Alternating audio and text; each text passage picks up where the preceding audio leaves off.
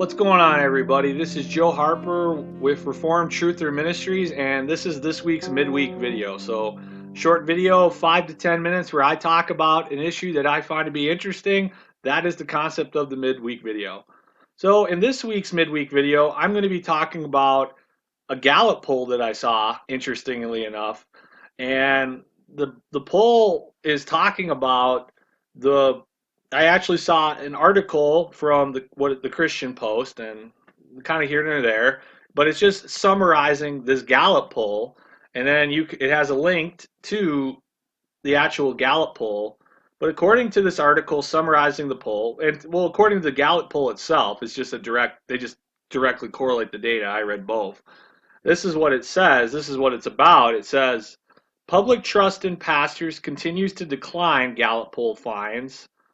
And then just reading a little bit here, this is from the Christian Post article. Public trust in pastors has dropped to a new low according to the latest Gallup poll. The survey finds that only 30% of Americans rate clergy as highly honest and ethical, continuing a downward trend. Gallup's findings released last week placed clergy in the 10th position among the 23 professions measured. Clergy were ranked below auto mechanics, judges, but above bankers. That's funny. I actually had a really bad experience with an auto mechanic this year, so I actually find that kind of ironic because there are some, auto mechanics can sometimes, I'm sure the honest ones hate that rap that they get, but there are some really bad ones out there. Judges, you can definitely get corrupt judges, but above bankers, I always say, man, if there's any group of people that you should not trust, and I'm not even joking about this, it is bankers. And I'm not talking about the common teller at your local Wells Fargo. I'm not talking about the guy who's just handling your fives and tens for you or helping you figure out your debit card. I'm talking about the people at the top. You should not trust them. And if you think that's a conspiracy theory, you really need to go read history, my friend, because it's not. You should not trust bankers. But anyway, getting back to the main point here, the pastors rank barely above even that. So just rereading this, Gallup findings released last week placed clergy in the 10th position among 23 professions measured. Clergy were ranked below auto mechanics, judges, but above bankers and nursing home operators. Nursing home operators are at the lowest. 21% of them think they are highly ethical. The poll conducted December 2nd to 18th, 2024 also revealed that 20% of Americans rate clergy honesty and ethics as low or very low. So 1 in 5 people rank their ethics as low or very low, while another 42% see pastors as having average standards. So a little less than half, 42%, see them as having an average level of being ethical. 7% said they had no opinion about clergy. Now the question you say, well, Joe, why is this relevant to you? When I read this, I actually found this poll interesting, intriguing, because I've definitely am of the belief that there is a great deal of corruption in the Christian church and in the evangelical Christian church, and I am by no means the only person who has experienced like this. Now, I haven't talked about these type of issues in a while. There's about last year, the year before I kind of transitioned in some of the material I've been doing now. I taught, I did a video on Tom Chantry and that scandal with Reformed Baptist Church with ARBCA. I did a video on the John MacArthur scandal and his what I believe to be his wrongful, what's the word there? His unjust excommunication of Aline Gray. And I've talked about the scandal with Mark Driscoll and the implosion of Mars Hill. And I know that some people don't like to talk about these issues, but there is very true corruption in the evangelical church. And I think there's even cases where clergy they get caught sleeping with their wives or are sleeping with women other than their wives. They get caught in adultery scandals. There's times where they steal church money. There are times where they will commit literal crimes. There are cases of the sexual abuse of children. We used to think that only happens in Roman Catholic churches, and there have been huge amounts of cover-ups and scandals in Roman Catholic churches over the abuse of children. But those things have come more and more into the evangelical church. And I don't like to just, I want to be fair and balanced. There are good pastors out there. There are faithful pastors. I don't want to just be bashing pastors, but when I read this poll, I thought it kind of lined up with my own experience where I have seen that there are pastors that are very corrupt.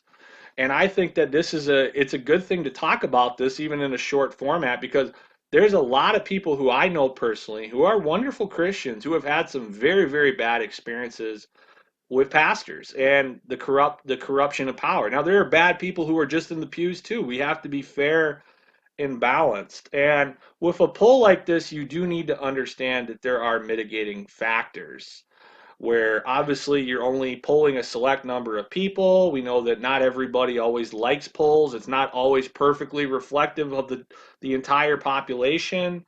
We know that they're polling people across many different denominations and theological views, so that doesn't always accurately, perfectly represent, say, just a certain group of evangelicals. That's fair.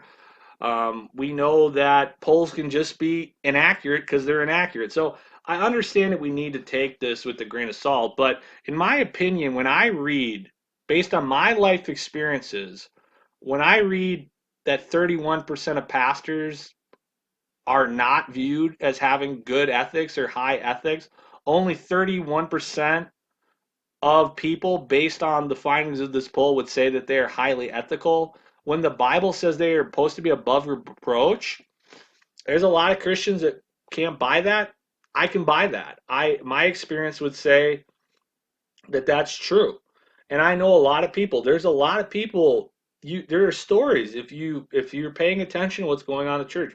Wonderful Christians who have been completely they times they get pushed out of their churches because pastors can be power hungry, they can be territorial, they can abuse their authority. And obviously as Christians we're supposed to love God's church, we're supposed to love God's people. We want to do everything we can to not criticize the church but build up the church. But the church is composed of people who are sinners, so it means that the institution is fallible. And just because we love the church, if we believe that it is not possible for there to be corruption, I think we're being really naive.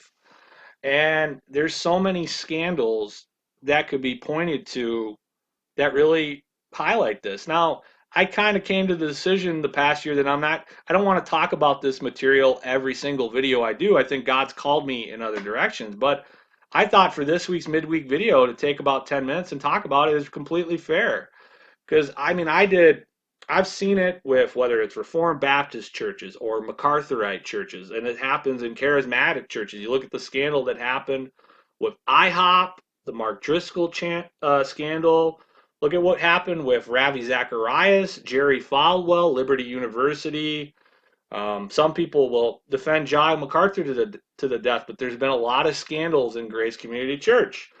A lot of scandals at the Master's University or the Master's Seminary. Like it's in a lot of places, even in what are called very, very conservative sections of evangelicalism. And if you talk about that, you are going to be kind of the odd man out. You're going to be kind of the black sheep. And I think we should talk about this stuff anyway because I've certainly seen what I would call corruption, which I think is even a better word than spiritual abuse because there's a lot of people that talk about spiritual abuse in the church, and I think it's a real thing, but oftentimes the people who talk about it, they get into more liberal or egalitarian theological views, and I think that can be problematic. You need to be careful with that. That's even part of the reason why I haven't wanted to go too much into all of that all the time, even though, but as I've thought about it, I think the word that I like the best to describe it is corruption. And there is corruption in the institution. And if we love the institution, we should want to purify it. And even though I just see it where there are many people who have had bad experience with pastors. I've had good experiences with pastors. I met a pastor and his wife just a couple months ago. I was of the opinion they're wonderful people and was attending their church. So I've had great experiences.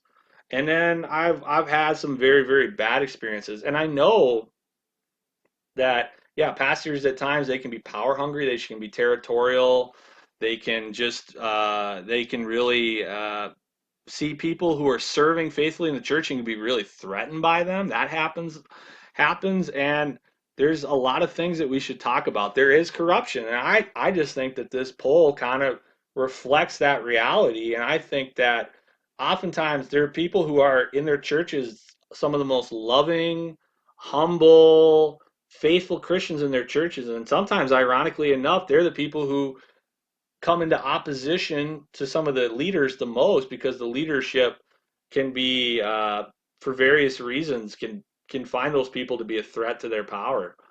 And if you've never experienced that, it does happen, and it happens more than you think. And I gave a lot of examples of a lot of scandals in evangelicalism. The only way you can see it is to have your eyes open to it, is primarily by experiencing it, but and to a lesser extent by researching some things that are going on. But experience is going to open people's eyes to it more than anything else. But I do think we need to talk about it. I think it's something that we should be aware of and looking at. And that's really what I wanted to talk about in this week's midweek video. So, hey, have you ever had, don't share anything you don't feel comfortable with. Have you had bad experiences before? Do you agree with how I'm viewing things? Do you disagree? Keep the comments respectful. But in the comments below, feel free to give me a brief comment. Let me know what you think. Let me know about your experiences. Also, my email is always available at www.reformedtruther.com. You can find my email in the contact info section there. So you can contact me there. So this is this week's midweek video. This is Joe Harper with Reformed Truther Ministries. God bless everybody. If you enjoyed this video, then check out our website at www.reformedtruther.com.